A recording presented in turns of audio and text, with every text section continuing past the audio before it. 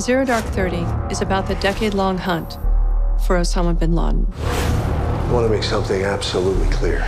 If you thought there was some working group coming to the rescue, well, I want you to know that you're wrong. The film does a great job in showing the magnitude of what the operation was. We are still no closer to defeating our enemy.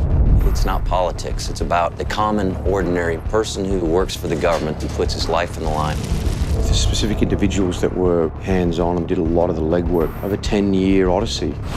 I want targets. This movie focuses on what really happened, how they went about hunting them down. Bring me people to kill. It's a really intricate, well-plotted, and very interesting detective story. You will never find him. You've got the most dangerous man in the world. You've got a small band of people intensely trying to find him. The stakes couldn't be higher. How do you evaluate the risk of letting bin Laden slip through your fingers? The story follows a female officer of the CIA. You're going to start working on the American Al-Qaeda cells. Protect the homeland. Bin Laden is the one who keeps telling them to attack the homeland. If you really want to protect the homeland, you need to get Bin Laden. No one really knows what it's like to be behind the scenes as a CIA operative in that part of the world. Once you're on their list, you never get off. And this is what that story is. The film's peppered with a really great ensemble cast. Just extraordinary people to be surrounded by. Jessica Chastain and Kyle Chandler and Jason Clarke. Jennifer Reilly, Mark Strong, Edgar Ramirez, big names. You know, they're well known within the acting community.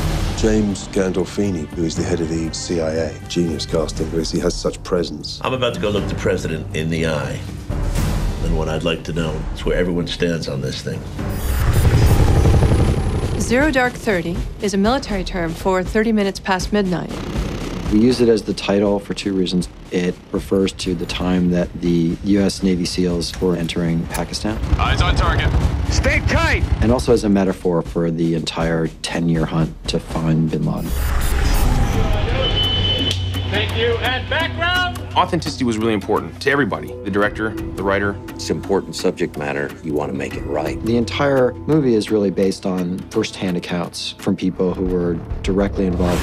It's a journalist's attempt to define the true timeline of what happened. The responsibility to keep it very accurate was just all-consuming for me. It brings it to life in the way that only really talented actors and a brilliant director can do. That's pretty much it. What I love about Catherine Bigelow is the juxtaposition of this charming woman and these testosterone-fueled movies. I don't think any other director could have made this film. This movie needed to look and feel very real. I wanted it to be very immediate and visceral and raw. So that dictated a kind of visual style of handheld cameras. And also the performances across the board are so finely calibrated and highly nuanced and come across with such honesty and integrity. Watch your back when you get back to Pakistan. Everyone knows you there now.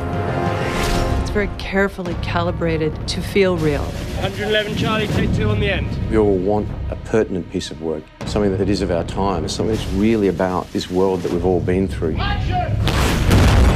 There's a certain amount of, damn, I was part of that. Hey! Put your hand out of your pocket! Hey! No! This is going to be an extremely hard-hitting movie. Oh my God, is that what I think it is? I think this film is important because this is our generation's JFK. We all do remember where we were when we found out Osama bin Laden was killed. It's the hardest thing I've ever done. It will always be one of the best parts of my career.